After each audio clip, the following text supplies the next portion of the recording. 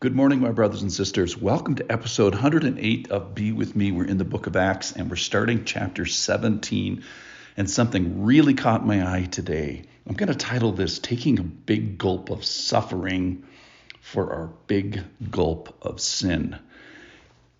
Paul and Silas are heading down the Grecian peninsula, and they've gone to Philippi, and then they're going to head south. Here they go.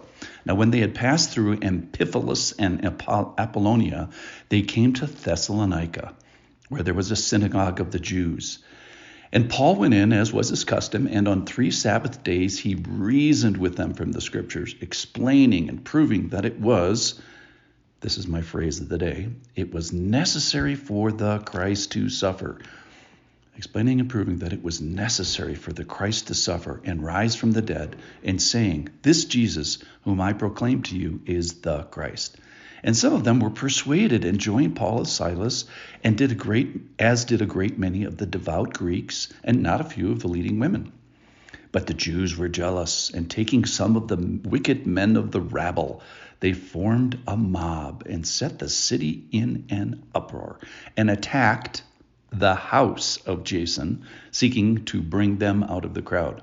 And when they could not find them, they dragged Jason and some of the brothers before the city authorities, shouting, these men who have turned the world upside down have come here also. And Jason has received them, and they are all acting against the decrees of Caesar, saying that there is another king, Jesus. And the people and the city authorities were disturbed when they heard these things. And when they had taken money as security from Jason and the rest, they let them go. All right, so one fun thought, and that is I was thinking about these wicked men of the rabble. And I was thinking, like, hey, if you're picking a team like to play Jeopardy or something, or if you're picking a team to play rugby, or if you're picking a team to sing a musical or something, you're going to pick very different people. So what kind of people do they pick here to form a mob? Well, they take wicked men of the rabble.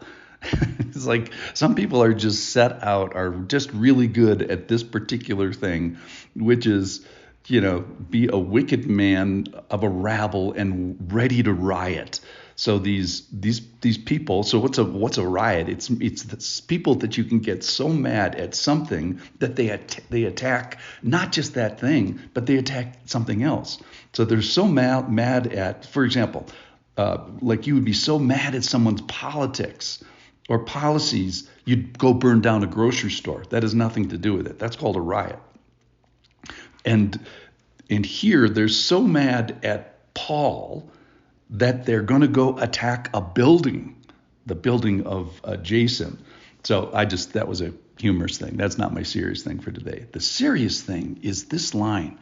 I'm just stuck on this. So they're in Thessalonica, and they're reasoning and explaining and proving and using the Old Testament scriptures and proclaiming that it was necessary for Christ to suffer.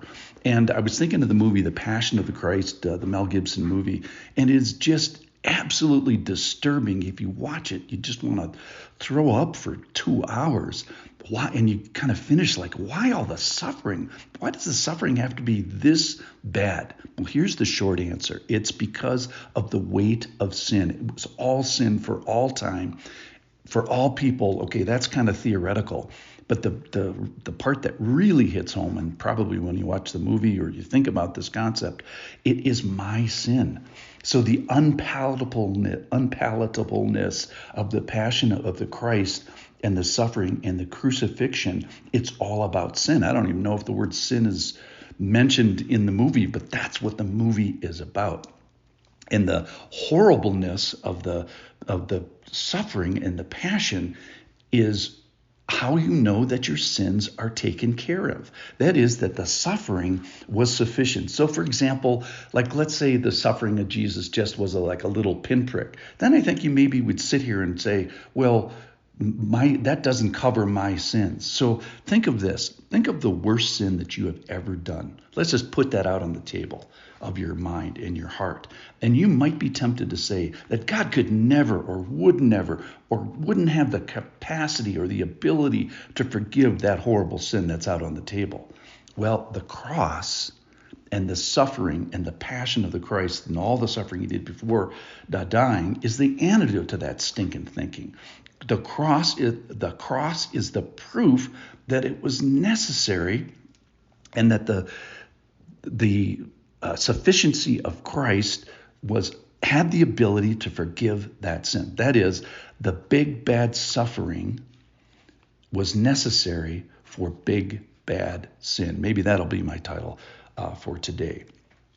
So the people in Thessalonica, when you kind of wrestle with this, it's really offensive that my sins were that bad that I had to get a guy killed, and not just killed sort of in a regular way, in the most horrible way.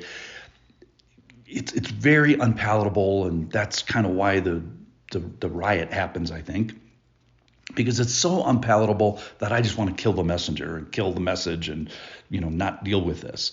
But I want to put it front and center today. Why? Because it's how the horribleness of Christ's suffering. It's necessary for Christ to suffer. Why was it necessary for Christ to suffer? I'm going to say it again. Why was it necessary for Christ to suffer?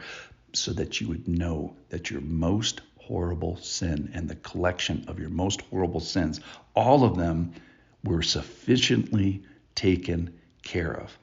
So this podcast is now in season 5, which is in the book of Acts. Season 4 is all about the passion of the Christ, the great week, the suffering, the emotional suffering, the theological suffering, the relational suffering, the positional suffering, and the physical suffering that Christ had to do. So let's study and take a big gulp of the study of the suffering of Christ, maybe by going over those podcasts or whatever, and that's how you know that your big gulp sins are forgiven. You can be forgiven. Your sins have been paid for sufficiently. How do you know?